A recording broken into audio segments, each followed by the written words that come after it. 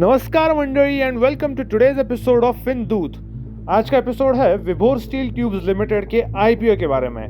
जैसे कि कंपनी का नाम क्लियरली सजेस्ट करता है, कंपनी पाइप मेकिंग बिजनेस में है।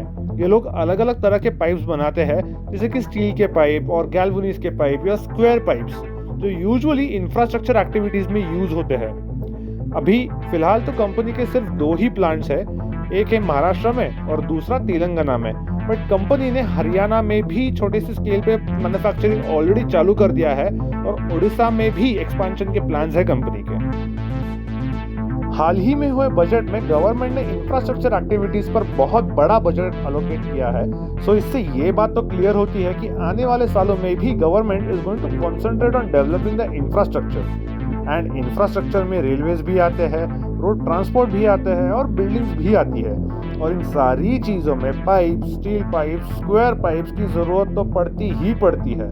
सो यही एक रीज़न है जिससे इस इंडस्ट्री में कंपनी के अच्छे प्रोस्पेक्ट्स दिख रहे हैं।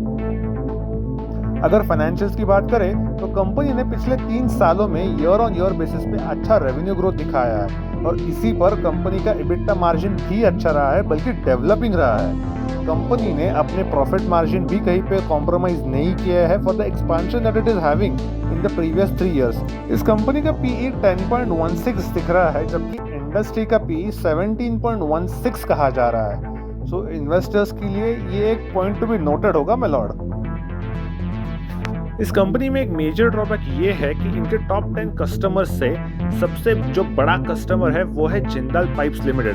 Company almost 92% revenue Jindal pipe से ही कमाती है। सो एक तरह से कंसंट्रेशन ऑफ रेवेन्यू हो रहा है सिर्फ एक कस्टमर पर, और उसकी मेन वजह ये हो सकती है कि जो जिंदाल ग्रुप में डायरेक्टर्स है वही इसी कंपनी के बोर्ड ऑफ डायरेक्टर्स पर भी है।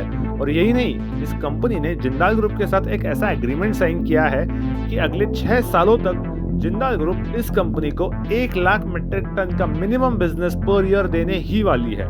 अगर किसी साल में इससे बिजनेस कम हुआ तो कंपनी कॉस्ट के साथ ₹2000 पर मीट्रिक टन जिंदाल पाइप से ले सकती है।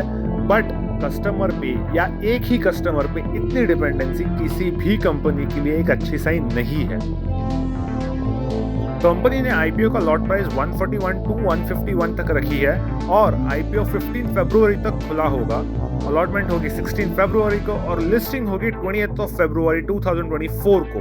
कहा जा रहा है कि कंपनी को ऑलमोस्ट 120 रुपीस का ग्रे मार्केट प्रीमियम मिल रहा है, जिसकी वजह से कंपनी का लिस्टिंग शायद 260 या 270 के लेवल्स पर होना चाहिए। बट ग्रे मार्केट प्रीमियम का कोई ऑफिशियल सोर्स नहीं होता है, ये सारे इन्वेस्टर्स ने समझ के इन्वेस्ट करना चाहिए। सो पीपल, आप भी बताएं हमें कि आपका क्या कहना है विभोर स्टील के आईपीओ के बारे में। कोई भी इन्वेस्टमेंट डिसीजन लेने से पहले खुद स्टडी करें और फिर ही इन्वेस्ट करें। आज के लिए बस इतना ही। Good bye and sayonara.